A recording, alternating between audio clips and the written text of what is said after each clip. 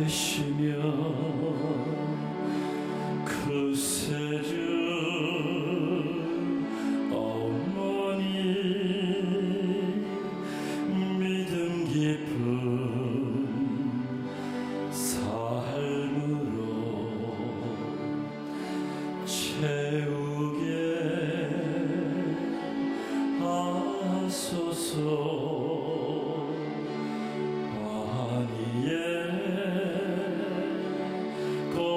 꽃으로 성소를 꾸미고 기적의 촛불을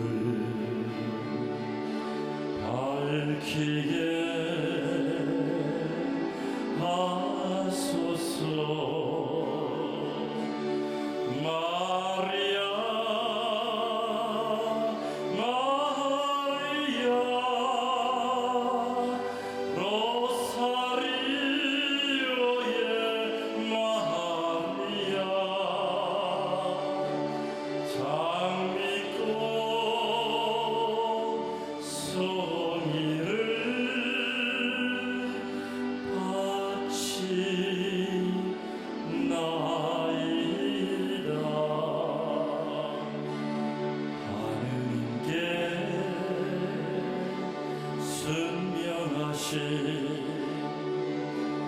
겸손한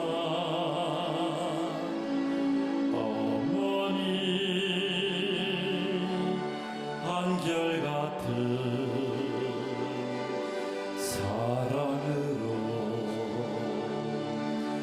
이끌어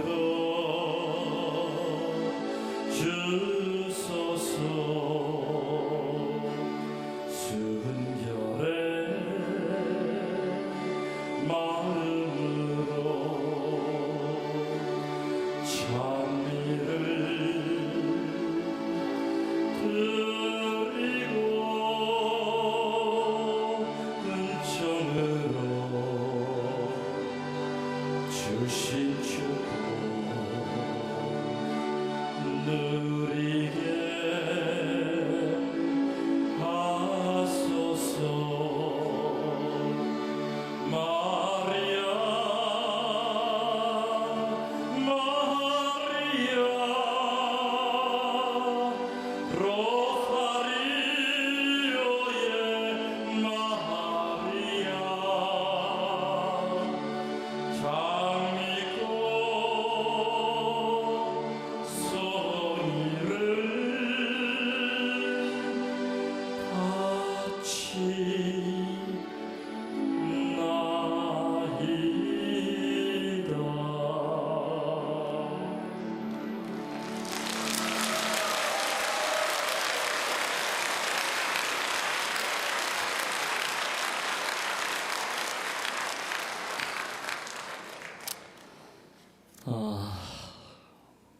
잘 들으셨습니까?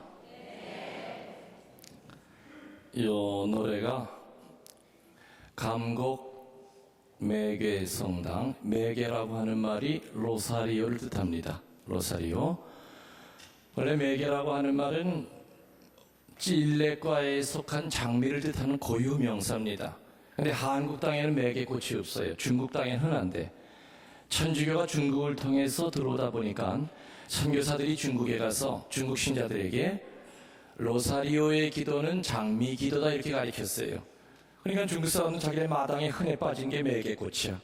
아, 로사리오를 매개 기도라고 하는구나. 매개 신공이라고 그랬죠, 그전에는. 그 말이 그대로 한국 땅으로 들어와서 묵주기도 하면은 매개 신공 그렇게 불렀고, 제가 있는 성모님 성지가 바로 감곡 매개 성모 성지 순례지죠. 매개라고 하는 말이 바로 그런 뜻이라는 겁니다. 여러분들 오늘 행복하십니까? 행복하시지요? 성모 순례지 오시면은 더 행복해요. 오늘은 이제 시간이 없기 때문에 감곡성모 순례지에 대한 소개를 할 시간이 사실은 없습니다. 다른 성지는 대개가 순례 미사가 몇 시냐 하고 물어서 가서 미사 때 성지에 대한 소개 한 20-30분 듣고 그 다음부터는 자유시간입니다. 그죠? 십자가 얘기를 하고 그 다음에 시간이 되면 또 다른 성지 또 가까운데 또 한번 하고 그 다음에 돌아가는 건데, 감곡성당은 3시간 정도 피정을 시킵니다. 그 피정의 내용은 뭐냐? 성모 신심입니다.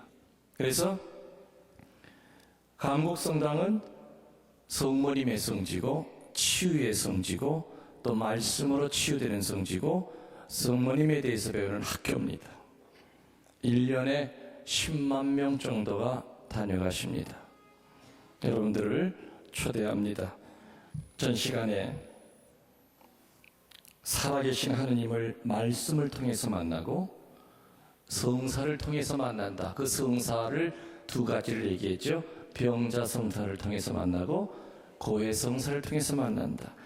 또 무엇보다도 7성사 가운데서 정말 강하게 하느님을 만나는 성사가 뭡니까? 바로 성체성사다. 무슨 성사예요? 성체성사. 예수님의 유언 중에서 최상의 유언이 뭡니까? 성체예요. 요한복음 6장 52절부터 57절 사이에 예수님은 똑같은 이야기를 5번을 반복하셨습니다. 예수님의 유언 중에서 예수님의 모든 말 가운데서 5번을 반복할 정도로 강조하신 말은 거기밖에 없어요. 거기 뭐라고 나와 있습니까? 내 살과 내 피를 먹고 마시지 아니하면은 영원한 생명을 얻지 못할 것이라는 이야기를 5번을 반복하십니다. 그거 이상 성체성사에 대해서 예수님이 얼마나 신경을 쓰셨는지 아실 거예요. 안타깝게도 개신교에서는 성체 안에 계신 주님의 현존을 인정하지 않습니다. 아까 말씀대로 1년에 몇 번 성찬례를 하죠.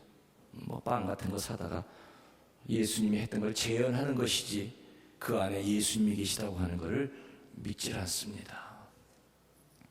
그런데 우리 천주교 신자들 가운데도 50%가 영성체를 하고 나서도 내가 먹은 이 성체 안에 주님이 계심을 못 믿겠다는 사람이 그토록 많다고 하니 이 얼마나 가슴 아픈 일이겠는가. 사제가 주님의 성체 성혈을 축송할 때는 이 성당 천장에 천사들이 가득히 날아다니면서 성체를 지켜냅니다. 그리고 사제가 제대 위에 올랐을 때는 성모님이 뒤에서 팔을 벌리고 사제를 지켜주십니다. 그러다가 성모님이 언제 무릎을 꿇으시느냐? 사제의 손에 성체가 들어올리고 성혈이 들어올려질 때는 성모님도 그 성체와 성혈 앞에 무릎을 꿇으십니다. 이토록 성모님이 사제를 지키고 천사들이 성체를 옹이하는 가운데 축성된 그 거룩한 성체가 죄인의 몸뚱아리 안으로 들어옵니다.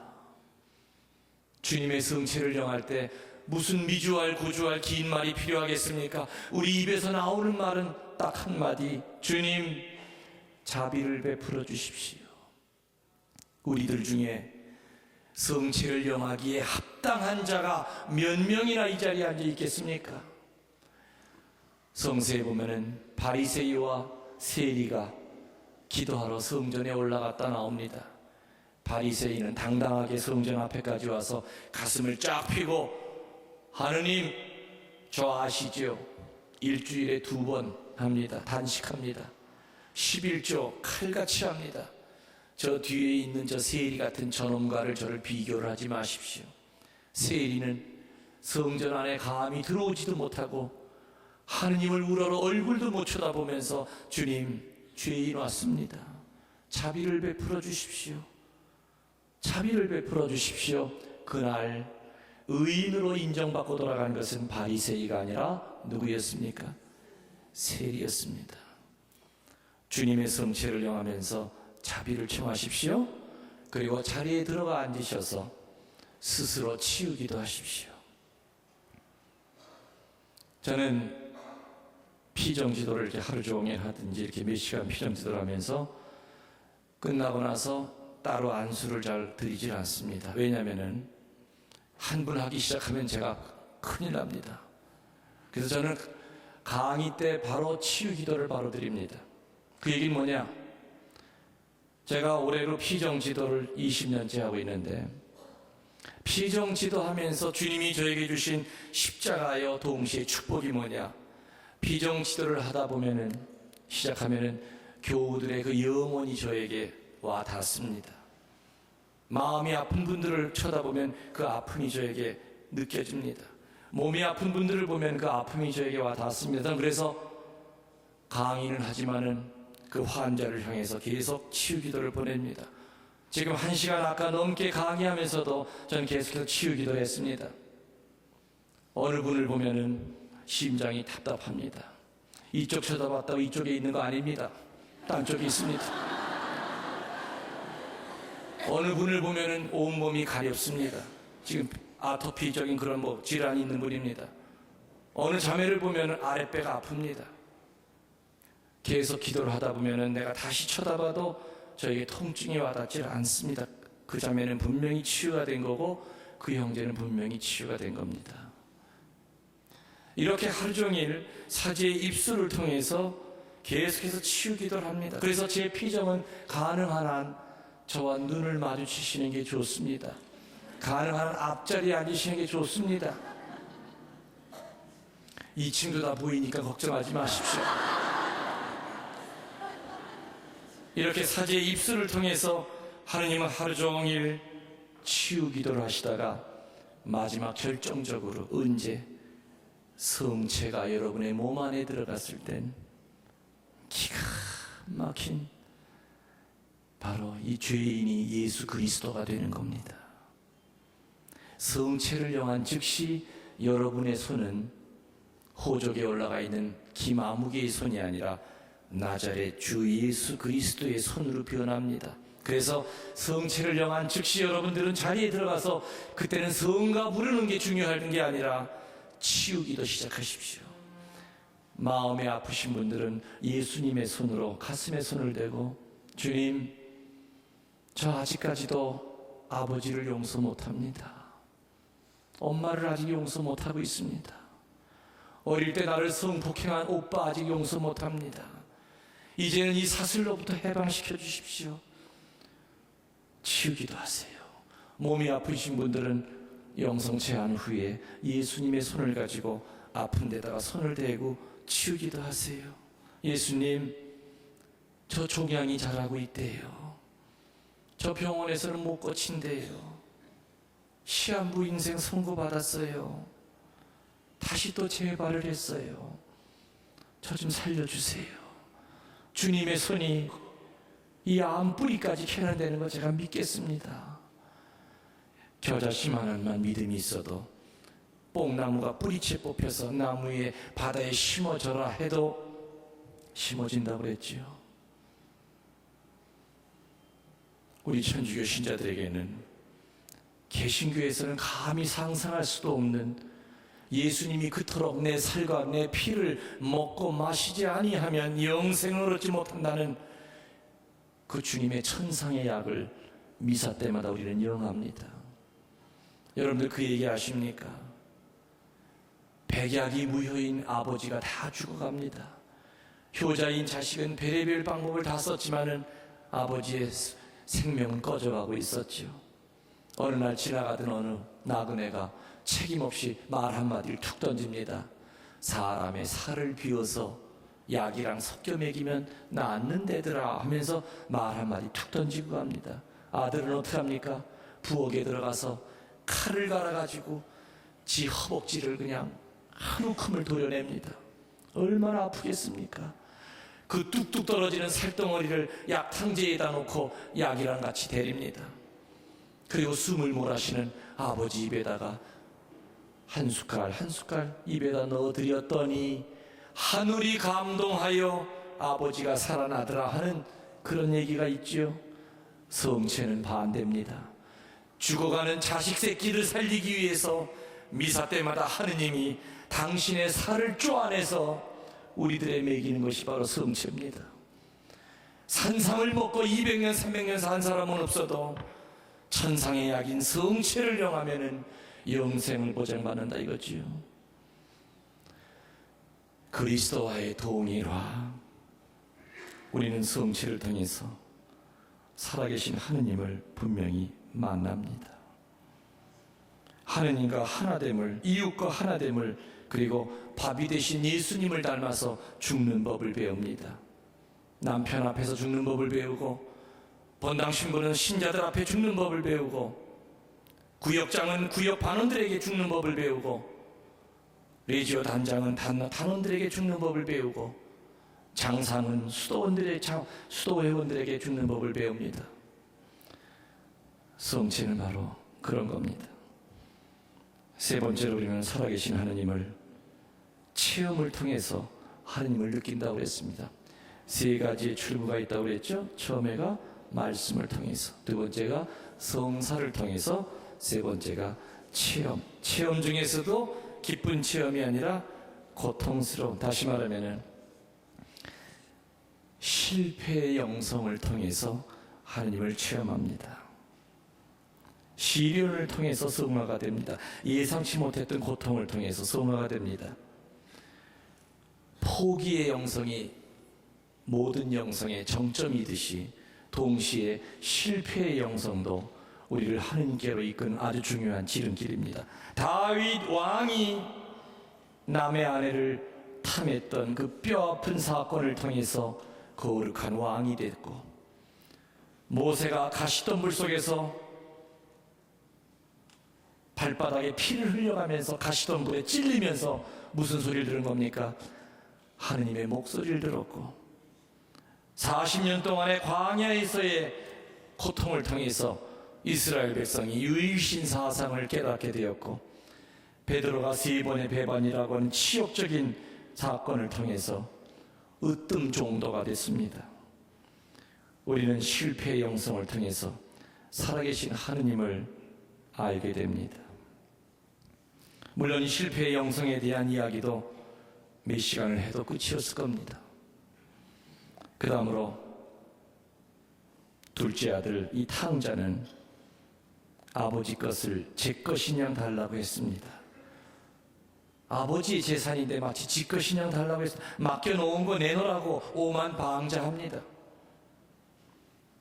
교만한 기도가 있습니다. 교만한 부모가 있습니다. 교만한 청지기가 있습니다. 교만한 기도는 뭡니까? 자판기식 기도를 합니다. 지가 하늘에 쌓아놓은 것은 쥐뿔도 없으면서 하느님에게 달라고 그럽니다. 제가 보호자 신부 때, 우리 저 보호자 신부님 몇 년 차? 2년 차? 네, 참 이쁘죠? 저도 참 이뻤어요. 여기 지금 추기경님, 정진석 주교님이 청주 교우 계셨죠?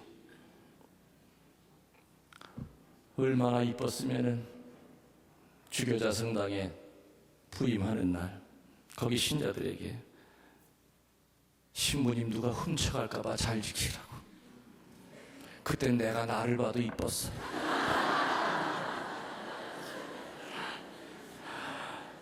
그리고 그때만 해도 내 별명이 뭐냐? 김순진이었어요. 물론 지금도 순진해요. 근데 그때는 더 순진했어요.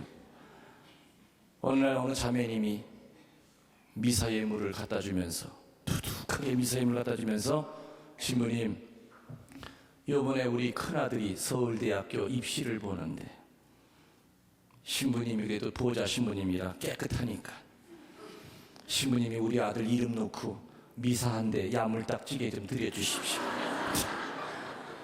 야물딱지게 드리는 게 어떤 건지 모르지만 어떤 최선을 다해보겠습니다. 내 나름대로는 노력했어요. 샤워하고 손톱 발톱 깎고 내 나름대로는 야물딱지게 드렸어. 시험 발표가 났다고 그랬는데 미사 때 그 자매를 찾았습니다. 항상 앞에서 넷째 줄에 앉았는데 그날따라 안 보여. 보니까 기둥 뒤에 숨어서 고개를 미사 내내 푹 숙이고 나를 쳐다보지도 않는 거야. 가슴이 덜컥 내려앉았어요. 세상에, 이거 어떻게 떨어진 거 아니야 혹시? 그래서 그때 얼마나 순진했는지 제의 벗고 앞으로 나가지도 못하고 제의 벗고 제의실 뒷문으로 도망을 쳐가지고 사제관 부엌문으로 들어가려고 하는데 그 자매가 언제 쫓아왔는지 뒤에서 신부님 소리가 지르는 거예요. 뒤를 보니까 그 자매가 언제 와 있어요. 아이고 자매님 축하해요. 아들 됐지요? 신부님 얼마나 성의 없이 드렸길래 우리 아들만 떨어졌다 이거야. 그 학교에서 6명 봤는데 5명은 됐는데 우리 아들이 졸업은 1등으로 했는데 우리 아들만 떨어졌대. 신부님이 얼마나 정성 없이 미사를 드렸냐 이거야. 그러면서 손을 내밀어. 난 악수하시는 줄 알고 했더니 그게 아니야. 미사엠을 도르내노래요. 내 지금만 같아도 그 인간 내 무릎 꿇혀놓고 버릇을 가리키죠. 뭐 하는 짓거리냐고. 그때만 해도 별명이 뭐? 그렇지, 김순진. 달달달달달 떨면서 사제관에 올라가서 미사엠을 갖다가 아무 소리도 못하고 줬더니 탁 낚아채갖고 뒤로 안 돌아보고 갑디다. 네, 그래서 그 여자 뒤통수에 대고 속으로 잘 먹고 잘 살아. 속으로는 무슨 욕을 못해요. 그리고 솔직히 미사엠을 받았다 뺏긴 신부 있으면 나와보라. 나 25년 전 얘기지만 지금 생각해도 열받아. 그 같아.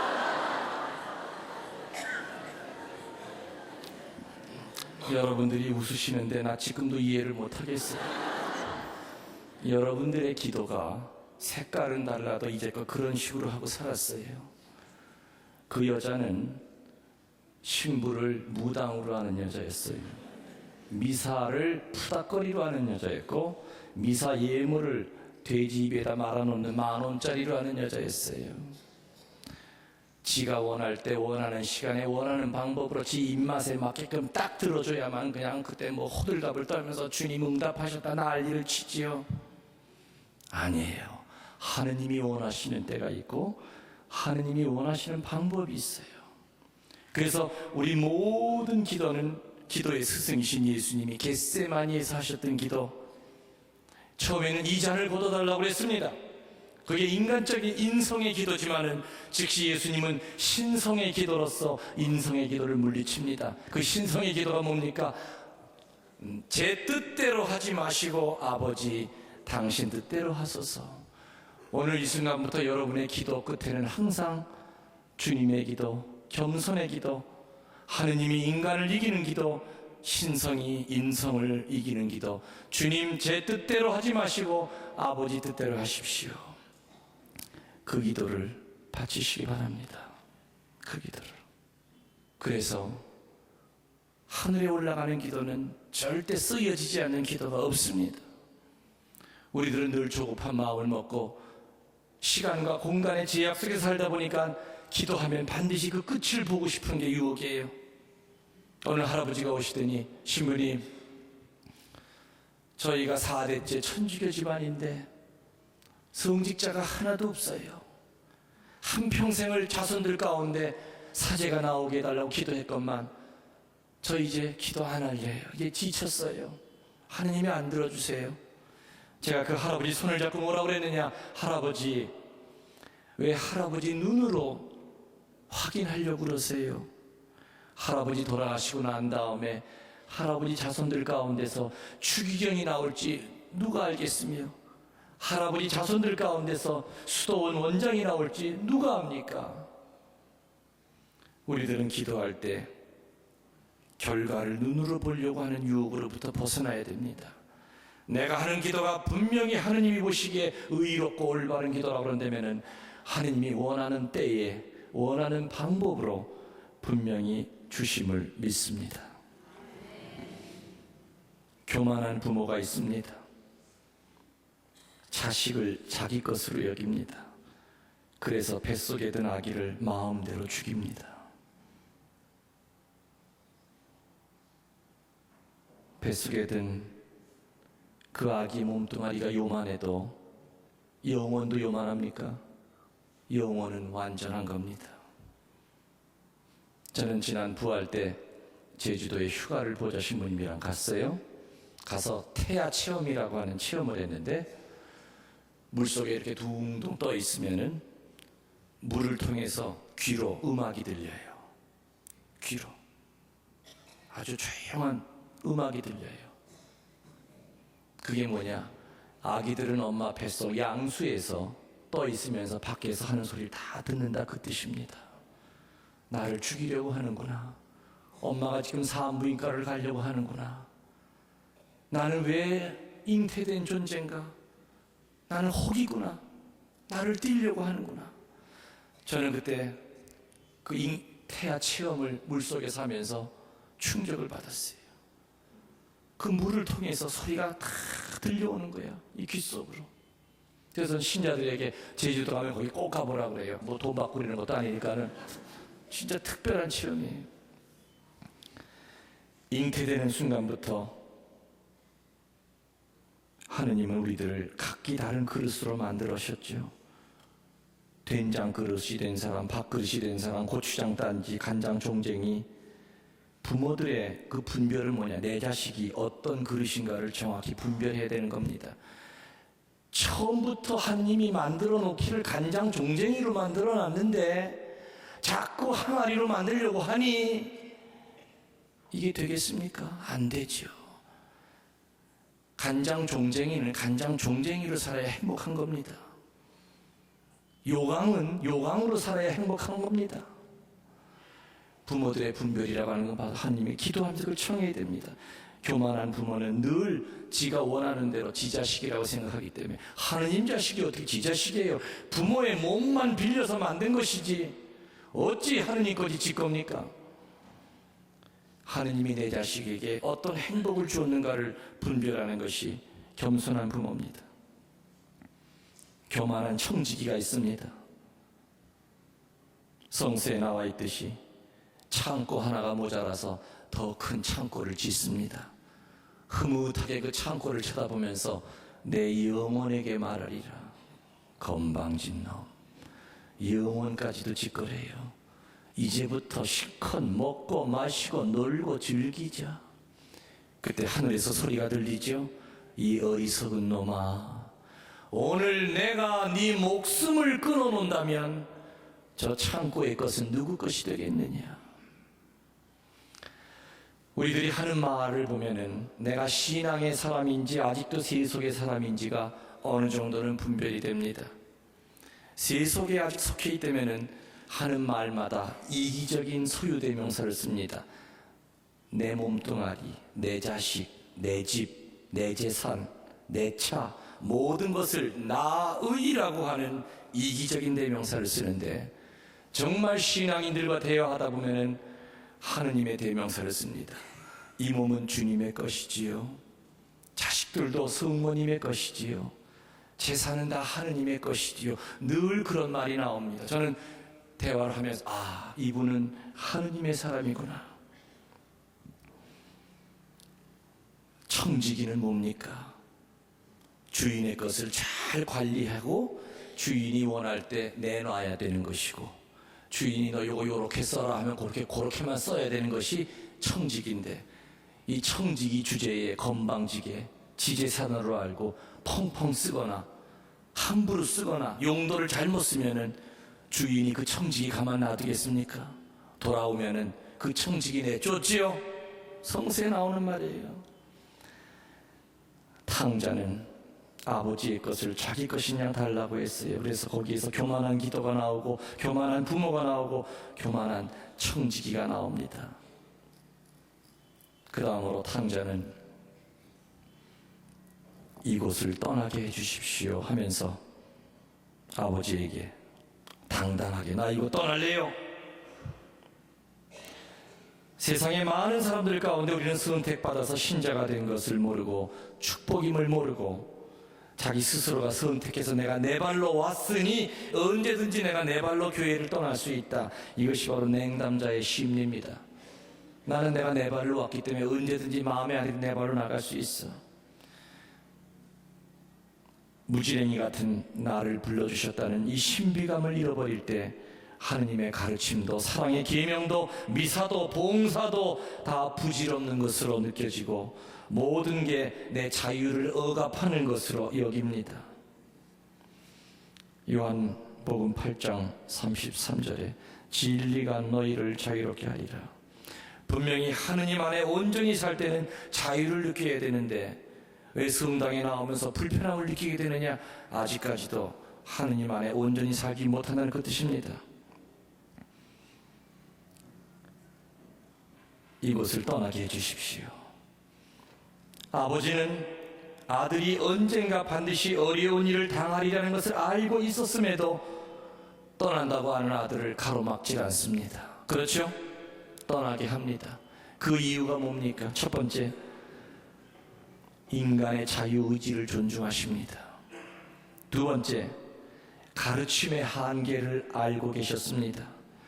피눈물 나는 고생을 생으로 해봐야만 애비가 그때 말렸던 그 말 뜻을 알아들을 것이다. 아무리 자식을 가리켜도 가르침에는 한계가 있습니다. 지가 나가서 뼈 빠지게 고생을 하면 그때야 아이고 우리 엄마 말이 맞았어, 우리 아버지가 시키는 대로 할걸. 그렇기 때문에 탕자가 나간다고 했을 때 하인들을 시켜서 길을 막질 않았던 겁니다.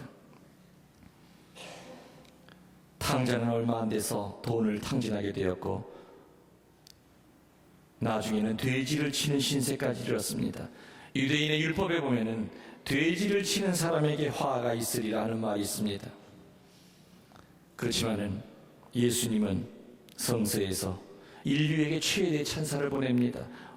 원 번역에 보면은 그때야 스스로 돌아선다 하는 말이 나옵니다.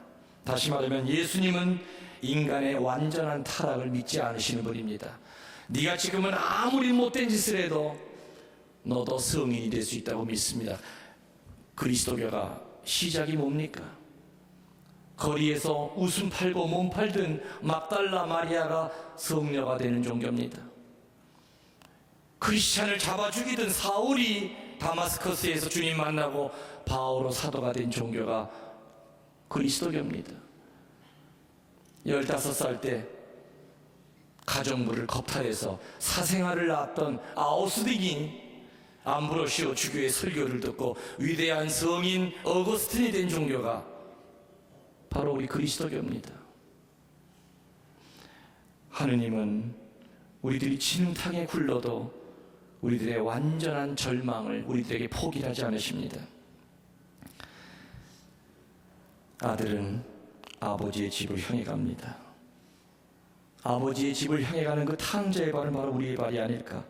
정신이 들어서 잘못한 것을 알았지만은 가는 발걸음은 결코 쉽지 않았을 겁니다. 고백서로 들어가는 우리의 발걸음일 겁니다. 자존심과 주변 사람들의 눈을 극복을 해야만 됐습니다. 가족들이 나를 어떻게 볼까 하는 수치심을 극복하고서 내가 맞아 죽더라도 사정해버리라. 아버지 앞에 형이 나를 때려 죽여도 내 돼지치는 이 신세로부터 해방되리라. 둘째 아들이 떠난 후에 단 한시도 아버지는 작은 아들에 대한 생각으로 잠을 못 이뤘고 속이 새카맣게 타버린 아버지는 틈만 나면은 지붕 위로 올라가서 먼 길 끝을 쳐다봤습니다. 그런 습관이 들었습니다. 어느 날 저 지평선 가물가물하게 비틀비틀거리면서 오는 한 점을 발견합니다. 내 새끼다. 둘째가 왔구나. 거지가 다 된 아들을 향해서 뛰어갑니다. 목을 끌어안고 입을 맞춥니다. 성서에 보면 아버지는 단 한마디도 구중도 없이 그를 용서했습니다. 그래서 용서는 편애라고 하는 형태의 용서가 있습니다. 이건 뭐냐? 용서해주면서 은근히 네가 이런 죄를 졌지만은 내가 용서하는 거야 하면서 으름장을 놓습니다. 상대의 죄를 넌지시 드러냅니다. 네가 이렇게 못된 짓을 했지만 내가 워낙 마음이 넓으니까 너 용서한다. 주님은 가늠한 여인에게 너의 죄를 묻지 않겠다. 사랑은 과거를 묻지 않는 겁니다. 용서를 하긴 하되 과정을 설명하지 않고 무조건 용서해 주는 것이 용서입니다.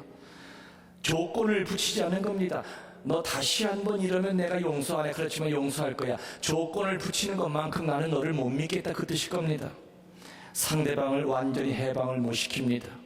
덜 믿는다, 그 뜻일 겁니다. 그리스도교는 말씀드린 대로 거리의 여인이 성녀가 되는 종교였습니다. 인간은 인간에게 조건을 붙이는 용서를 하지만 하나님은 우리들을 묻지 않으십니다. 그래서 고백서에서 이제 다시는 죄 짓지 마라 하면서 사제 입을 통해서 우리들에게 사제경을 해주십니다. 아버지가 탕자에게 뭐 3개 줬죠? 기억하십니까? 첫 번째, 좋은 옷을 입혔습니다. 두 번째, 가락지를 꼈고, 세 번째, 신을 신겼습니다. 좋은 옷은 명예를 나타냅니다. 아버지가 탕자해 준 이 3가지는 우리가 세례 때 하느님에게 받은 것이겠죠. 가락지는 권위의 존재의 이유는 봉사하는 데 있습니다. 요즘 부모가 권위가 없는 것은 봉사가 없기 때문입니다. 돈이면 다 자식 해결시켜주는 줄 압니다. 사랑의 봉사가 자식들에게 없기 때문에 집안에서도 부모가 권위가 없습니다. 사제가 권위가 있으려면 사제가 몸을 아끼면 안 됩니다. 사제가 솔선수범해서 봉사를 해야 됩니다. 신이라고 하는 것은 자유의 상징, 노예로부터의 해방을 뜻합니다. 둘째 아들이 돌아왔을 때 이 3가지 좋은 옷과 가락지와 신 말고 또 뭘 해줬습니다. 그래서 둘째 아들이 들어왔을 때 제일 충격받은 존재는 뭡니까? 살찐 송아지였습니다. 살찐 송아지는 넋 놓고 있다가 그냥 갑자기 당했습니다. 그렇지요? 송아지 잡으라고 그랬잖아요. 얼마나 억울하겠습니까? 저 인간 왜 들어와가지고 내 명 짧게 하냐고. 살다 보면은 남의 기쁨이 내 고통이 될 때가 있습니다. 그래서 우리는 함부로 내가 기쁘다고 함부로 들떠서는 안 될 겁니다. 형의 태도는 죄인이 구원받기보다는 오히려 멸망하기를 바라는 착각의 의에 빠져 있는 바리새인을 나타냅니다. 형은 동정심이 결핍이 되어 있었습니다. 성서에 보면 나의 형제라고 하지 않고 당신의 아들이라고 하는 표현을 씁니다. 그건 마치 뭐가 연상이 됩니까? 하느님께서 아담과 하와에게 니들 왜 나를 보고 숨느냐 했을 때 아담이 뭐라고 그럽니까? 당신이 짝지어준 저 여자가, 당신 때문에 이 여자가 나를 이렇게 유혹했다, 그 뜻이었습니다. 사랑은 올라오는 것이 아니라 내가 내려가서 끌어올려주는 것이죠. 이게 바로 강생의 신비입니다. 어느 자매님이 자식을 데리고 명동으로 홈쇼핑을, 아이쇼핑을 나갔습니다. 시골에서 올라와가지고.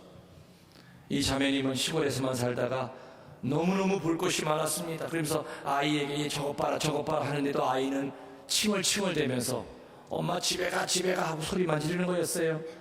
그러다가 아이의 신발끈이 풀려져가지고 신발끈을 메어주기 위해서 아이와 눈높이가 같아졌습니다. 아이의 눈높이에서 앞을 보니까 세상에 지나다니는 사람들 엉덩이밖에 안 보여. 아, 이래서 애가 힘들어했구나. 사랑이라고 하는 것은 내가 내려가는 거지 네가 내 처음까지 올라와라 이게 아닙니다. 예수님이 만일에 하늘에 계시면서 나 있는 데까지 올라와 하면은 우리 올라갈 사람 몇 사람이나 됐습니까? 직접 내려오셔서 시궁창에 빠져 허덕이는 우리를 같이 끌고 올라가셨죠. 이게 바로 강생의 신비입니다.